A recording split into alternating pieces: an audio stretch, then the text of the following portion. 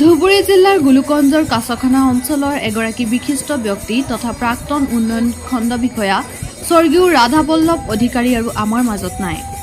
ৰাধাবল্লভ অধিকাৰী আনুমানিক 6:30 বজাত শেষ নিশ্বাস ত্যাগ কৰে।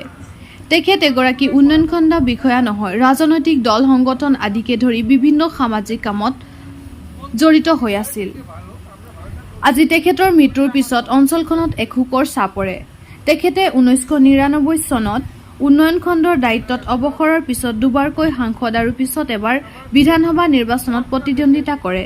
উল্লেখযোগ্য যে যোৱা কেইবাবছৰ ধৰি জটিল ৰোগত আক্ৰান্ত হৈ আছিল, যাৰ ফলত যোৱাকালি সন্ধিয়া 6:30 বজাত শেষ নিশ্বাস ত্যাগ কৰে। তেখেতৰ মৃত্যুৰ পিছত বিভিন্ন দল সংগঠন আদিকে ধৰি বিভিন্ন অঞ্চলৰ পৰা শ্ৰদ্ধাঞ্জলি জ্ঞাপন কৰা হয়।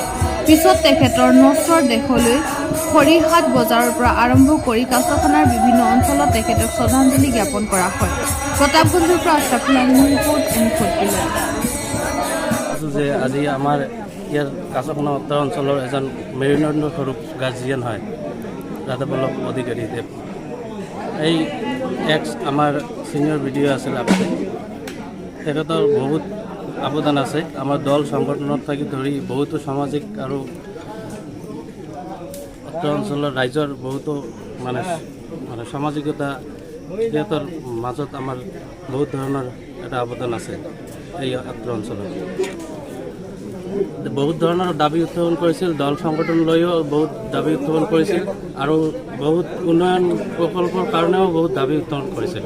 এই কাছখানা হওক আৰু গোটেই আমাৰ গোলোকগঞ্জ সমষ্টিটোৰ কাৰণে বহুত দাবী উত্থাপন কৰিছিল।